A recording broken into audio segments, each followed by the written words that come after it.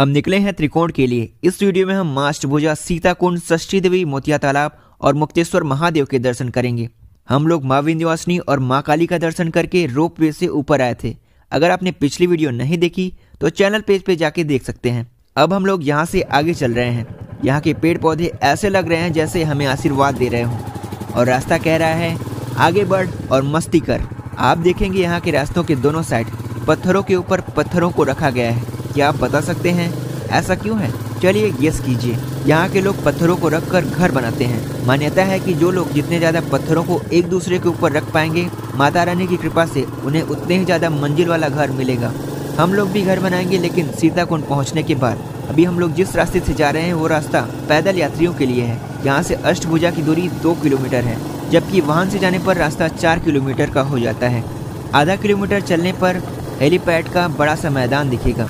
बस उसके थोड़ी दूर और आगे चलने पर हम गेरुआ तालाब पहुंच गए हैं। आसपास छोटी छोटी दुकानें हैं। रेलिंग के पीछे देखने पर आपको एक तालाब दिखेगा जिसे गेरुआ तालाब कहते हैं। क्या आपने पहाड़ों के ऊपर बैठ के कभी नाश्ता किया है? क्योंकि यहाँ पर बैठकर चाय नाश्ता करने में जो मजा आता है ना, वो 1000 5 स्टार होटलों में खाने का मजा एक साथ भी आ जाए तो भी इसके आगे कम पड़ेगा।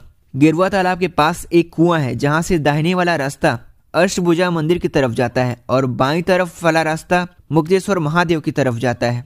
अभी हम अष्टभुजा चल के त्रिकोण पूरा करते हैं। उसके बाद इसी रास्ते से मुक्तेश्वर महादेव और मोतिया तालाब जाएंगे। ये रास्ते ऐसे लग रहे हैं जैसे पहाड़ ने हमें खुद बुलाने के लिए इन्हें सजाया हो। हर मोड़ पर नया सीन और हर सीन पर नई कहानी। थोड़ी दूर चलने पर अष्टभुजा मार्ग का गेट दिख रहा है। यहाँ तक पहुँचने का वाहन वाला रास्ता भी देख लेते हैं। यहाँ पहुँचने का वाहन वाला रास्ता नेशनल हाईवे 35 से है। पिछली वीडियो में हम जहाँ से काली खो मार्ग के लिए मुड़े थे, वहाँ से न मुड़कर थोड़ा आगे जाने पर अष्टभुजा के लिए रास्ता बाईं तरफ घुमा है। ऊपर मां शक्ति अष्टभुजा का पोस्टर लगा है।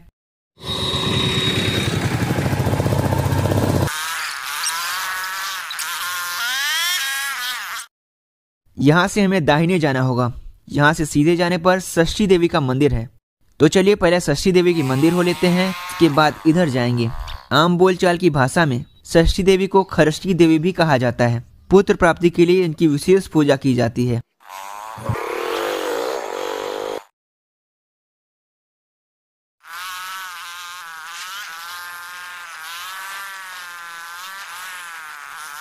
थोड़ा और आगे आने पर दाहिने वाला रास्ता अष्टभुजा मंदिर की तरफ और बाएं वाला रास्ता काली खोह रोप वे की तरफ जाता है, जहां से वीडियो की शुरुआत हुई थी। तो ये रहा वाहन वाला रास्ता। वैसे तो अष्टभुजा देवी की कथा भारत का बच्चा बच्चा जानता है, लेकिन फिर भी हम लोग एक बार याद कर लेते हैं। कंस के नाश के लिए जिस समय भगवान कृष्ण ने देवकी के गर्भ में प्रवेश किया, उसी समय माँ भगवती ने यशोदा के गर्भ में प्रवेश किया। देवकी और यशोदा की ये बात पहले हो चुकी थी कि जब देवकी की 8वीं संतान होगी तब उसे बचाने के लिए देवकी उसे यशोदा को सौंप देंगी और यशोदा अपनी संतान को देवकी को सौंप देंगी। जब भगवान कृष्ण का जन्म हुआ तब देवकी ने वसुदेव को ये बात याद दिलाई। देवकी और वसुदेव दोनों ही चिंता में पड़ गए, क्योंकि कंस ने 8वीं संतान होने से पहले कारागार और महल की सुरक्षा बढ़ा दी थी। तभी आकाशवाणी हुई, हे वसुदेव, इस बालक को नंद जी के घर छोड़ाओ और उनकी पुत्री अर्थात योग माया को यहाँ पर लाओ। माँ योग माया के प्रभाव से महल के सभी पहरेदार सो जाएंगे और सभी फाटक खुल जाएंगे। वसुदेव ने ऐसा ही किया। जब कंस को देवकी के 8वें संतान उत्पन्न होने की खबर मिली तो उसने माँ योग माया को पत्थर पर पटक कर मारना चाहा। तब माँ भगवती कंस के हाथ से छूटकर आकाश में चली गई और बोला, मुझे मारकर तुम्हें क्या लाभ? तुम्हारा नाश करने वाला कहीं और पहले ही जन्म ले चुका है। वहीं देवी योग माया विंध्य पर्वत पर चली आई और उन्हें यहाँ अष्टभुजा के नाम से जाना जाता है। यहाँ के वाहन स्टैंड से विंध्य घाटी का बेहतरीन नज़ारा देखने को मिलता है। आप यहाँ रोपवे से भी आ सकते हैं, लेकिन ये वाला रोपवे त्रिकोण के लिए नहीं बना है। आप यहाँ से 75 रुपए का आने जाने वाला टिकट लेकर रोपवे का आनंद ले सकते हैं। अगर सिर्फ अष्टभुजा जाना हो तो हम लोग जहाँ से नेशनल हाईवे 35 से अष्टभुजा के लिए मुड़े थे, वहाँ से न मुड़कर लगभग 1 किलोमीटर और आगे जाना होगा। वहां पर आपको अष्टभुजा जाने का एक और गेट दिखेगा। उसके लगभग 200 मीटर और आगे जाने पर एक बहुत ही छोटा सा रोपवे का बोर्ड दिखाई देगा, जिसे आपको ध्यान से देखना होगा। आप वहां से टिकट लेकर यहाँ अष्टभुजा तक आ सकते हैं। तो चलिए माँ का दर्शन कर लेते हैं। माँ की मूर्ति गुफा के अंदर स्थापित है, लेकिन यहाँ पेंट करके गुफा की खूबसूरती को बिगाड़ दिया गया है।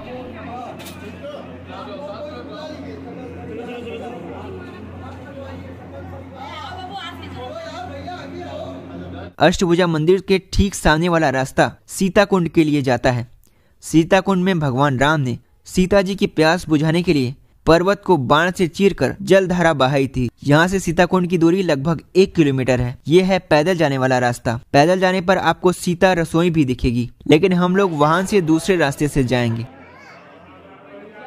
मंदिर के पीछे वाला रास्ता भैरव कुंड की ओर जाता है। यहाँ पर त्रिकोण का सर्वोच्च शिखर है और श्री यंत्र विराजमान है। आप भैरव कुंड वाले रास्ते से होते हुए मेन रोड पर पहुँच जाएंगे। वहीं से विंध्याचल जाने के लिए ऑटो रिक्शा भी मिल जाएगा। भैरव कुंड और सीता रसोई के लिए हमें पैदल जाना होगा। वहाँ पर हम लोग आने वाली वीडियोज में जाएंगे। अगर आपको देखना है तो कमेंट कीजिए। तो अब हम यहाँ से सीता कुंड के लिए निकल रहे हैं।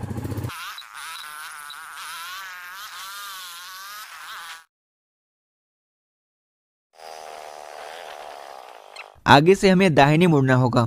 थोड़ा इन रास्तों को ध्यान से देखिए, क्योंकि यहाँ पर नेटवर्क की समस्या हो सकती है। आप ऑफलाइन मैप भी डाउनलोड कर सकते हैं। इससे आपका जीपीएस काम करता रहेगा। भगवान राम ने वनवास में बहुत दिनों तक विंध्य पर्वत पर भी निवास किया। जब माँ सीता को प्यास लगी तो बाण द्वारा पर्वत को चीरकर जल की धारा बहाई। उस जगह को हम लोग सीता कुंड के नाम से जानते हैं। भगवान राम से जुड़े और भी स्थल विंध्याचल में है, जैसे शिवपुर में स्थित रामेश्वरम, रामगया में रामशिला। आने वाली वीडियोस में हम वहां पर भी जाएंगे। आगे से दाहिने मुड़ने पर सीता कुंड के लिए सीढ़ियां शुरू होती हैं। पुरानी सीढ़ियां काफी बड़ी बड़ी होती हैं। इन्हें चढ़ने और उतरने में काफी मेहनत लगती है।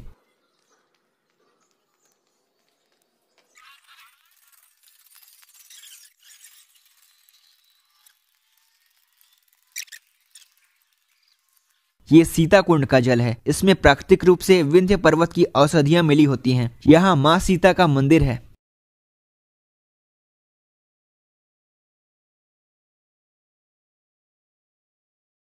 ये जलधारा बहकर कुंड में इकट्ठा होती है, जिसका जल कभी कम नहीं होता। यहाँ की मान्यता है कि यहाँ पर आने वाले लोग पत्थरों का जितना बड़ा घर बनाते हैं, उन्हें उतना ही बड़ा घर मिलता है। तो हम भी घर बना लेते हैं, लेकिन हमें छोटा सा ही घर चाहिए। वीडियोस के शुरुआत में मैंने बोला था, गेरुआ तालाब से बाएं जाने वाला रास्ता मुक्तेश्वर महादेव और मोतिया तालाब के लिए जाता है। तो चलिए अब हम लोग मोतिया तालाब चलते हैं। यहाँ से मोतिया तालाब की दूरी 1.5 किलोमीटर है।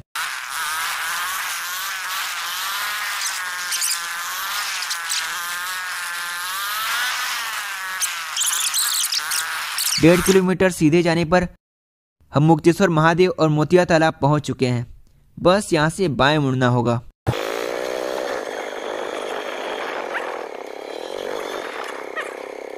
मुक्तेश्वर महादेव के विषय में पंडित दुर्गादत्त उपाध्याय ने लिखा है,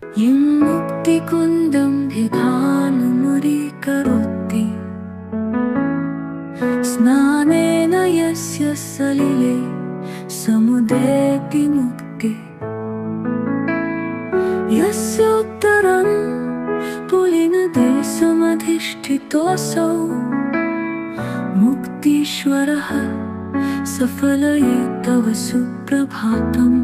मतलब जो इस मुक्ति कुंड, जिसे आम भाषा में मोतिया तालाब कहते हैं, में स्नान करता है, उसे मुक्ति प्राप्त होती है। इसके उत्तर तट पर मुक्तेश्वर अर्थात मुक्ति देने वाले भगवान शिव का वास है। भगवान शिव आपके दिन को सुंदर और सफल बनाएं। औसनस पुराण विंध्य महात्म्य में लिखा है, वांछितं लभते नित्यं नरो भक्ति परायण तत्पूर्वे मुक्ति कुंडं मुक्त्या यदा मुनीश्वरः तवो दिव्यं मुद्रा चक्रुः परयेण समाधिना तज्जता स्पर्शमात्रेण मोक्षमाप्नोति मानव। अर्थात भगवान शिव की भक्ति से प्राणी मनोवांछित फलों को प्राप्त करता है। उस मुक्ति कुंड से पहले मुक्ति देने वाले अर्थात भगवान शिव विराजमान हैं, जिनका हमें परम ध्यान और समाधि की अवस्था में बोध होता है। इनके स्पर्श से ही मुक्ति की प्राप्ति होती है। मोतिया तालाब बहुत ही गहरा है, इसलिए जिसे तैरना आता है सिर्फ वही यहाँ पर स्नान करता है। मुझे भी तैरना नहीं आता, तो मैं केवल भगवान शिव का स्पर्श करूंगा।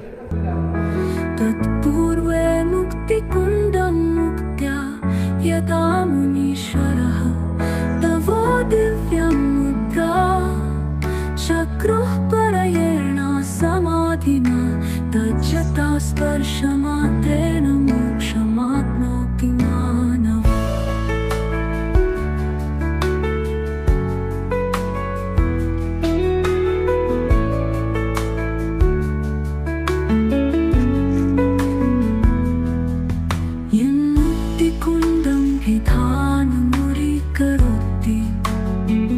अगले वीडियो में हम नंदजा देवी और संकट मोचन हनुमान जी के दर्शन करेंगे, जहाँ के नज़ारे हमें स्वर्ग जैसे लगे। जैसे ही इस वीडियो पर 100 लाइक्स आ जाएंगे, वैसे ही अगली वीडियो अपलोड हो जाएगी।